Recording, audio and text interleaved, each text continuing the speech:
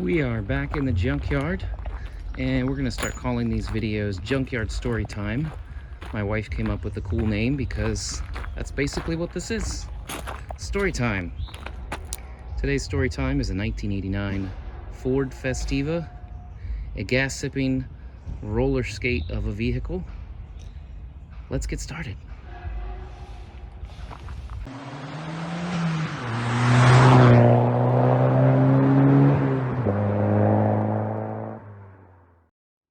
Since we are starting at the front of this Festiva, let's talk about what's under the hood. So this tiny hatchback has a fuel-injected 1.3-liter four-cylinder engine, and it made a whopping 58 horsepower and 73 pound-feet of torque. And I know this is totally unfair and apples to oranges comparison, but I find it interesting that the Honda S2000 makes 55 horsepower per cylinder, which is almost as much as the entire Festiva engine. So let's get to the obvious part out of the way next. This is a very small car. The official car classification was that this was a mini subcompact, which kind of seems like calling a Ford Expedition an oversized extra large SUV. But anyways, we can talk a little bit about the history. In the 1980s, Americans still had a bit of a hangover from the oil crisis of the 70s, and the big cars that you think of from the 1970s were gradually getting scaled down in size. So there were a lot of transitions made to front-wheel drive platforms by the American companies, like the Chrysler K platform is one of the more famous ones. And over time, companies started making smaller and smaller cars. So if you take that size reduction to the extreme, you end up with this class of car, and you end up with something like this Festiva.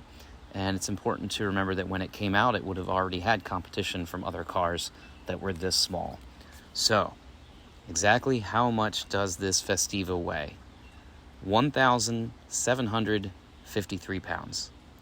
And that is 250 pounds lighter than a Lotus Elise from the early 2000s. Now, I know there might be some Lotus Elise enthusiast out there who's going to correct me, and you're going to explain that the first-gen Elise weighed under 1,600 pounds. And that's true, but that version of the Elise was never sold in North America, so I'm using the later Lotus Elise as my benchmark. And yes, the Festiva and Elise are completely different cars from completely different eras and made for completely different purposes. But it's still a valid point that if you wanted to stuff some potent engine under the hood of this Festiva, it could be a lot of fun to drive.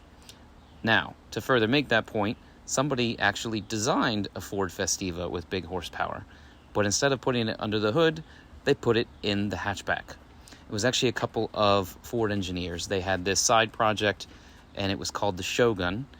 And in 1989, they took the high-output V6 from a Ford Taurus SHO, and they put it in the cargo area in the back of a Ford Festiva, and they put a wide-body design on it, and it basically created this tiny monster that was reminiscent of the old Renault 5 Turbo. Jay Leno actually owns one of these Shogun cars, and I think he even has a YouTube video about it. It wasn't big production or anything. I think they made less than 10 Shogun cars in total. So let's put aside our horsepower dreams, and let's get back to this junkyard Festiva. The origins of this car can be traced back to design and production by Mazda. Not really a surprise, since Ford and Mazda had a partnership that goes as far back as the 1970s. And by the time this Festiva came around, Ford had already produced several cars that were based on Mazda platforms and sold them in the North American market. So this particular design started its life as the Mazda 121, and that was actually sold in a few markets outside of Japan. So Mazda rebadged the car as the Ford Festiva for the Japanese market, meaning they didn't even sell it as a Mazda in the home country of Japan, and that was in early 87. And the Festiva that was sold in Japan and North America wasn't made by Ford, and it wasn't made by Mazda. It was actually made in South Korea by Kia Motors. So the first model year of the Festiva was sold in the US was 1988. And it was actually the first Kia manufactured vehicle to be sold in America. And interestingly enough, the success of this car was one of the things that led Kia to go ahead and enter the American market and produce cars with their own badging on it. There was a higher trim level, performance trim level than this car that was called the GTX. They only sold that overseas, but they never sold it in America. Fuel economy was good, not quite as great as you might think. The ratings were around 32 city and 38 highway. That was pretty much on par for a hatchback this small in '89. You might think that the actual numbers would be better, but I went out to fueleconomy.gov and I looked, and I did see a lot of people are reporting they're getting into the 40s as far as miles per gallon on these cars. So I guess it depends on how you drive them. I guess it has something to do with the way they rated cars back then. The actual driving experience is pretty much what you would expect. They are noisy. They get blown around on the highway. Most of them don't have power steering, and you're basically going to feel every bump in the road. So these are just the compromises of a tiny car. One more thing about the Festiva that makes it a little bit weird. You could not get a passenger side mirror. This is sort of the brass tacks of the situation. The price of this car was under $6,000 when it was brand new, which was low even back in 1989. And there must have been people who decided it was worth all the compromises because they sold decently well. They had a decent market share for what they were looking for, and Ford actually went on to replace the Festiva with the Ford Aspire, which was actually called the Festiva second generation, basically, in some other markets. So shout out, my older sister owned a Ford Aspire as her first car, and that means I spent a lot of my early teen years riding in the passenger seat of a car that was basically a second gen Festiva. I don't really remember feeling like the car was a death trap, but even at the age of 14, I could tell we were not riding around in a big car.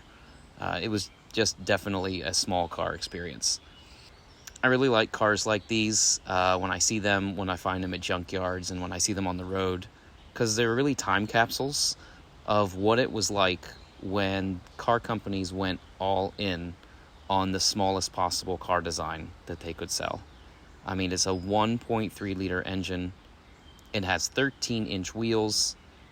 You can almost reach back and touch the rear glass from the front seats. And since the modern crash standards have changed a lot in 30 years, we are probably never going to see anything quite this small ever again.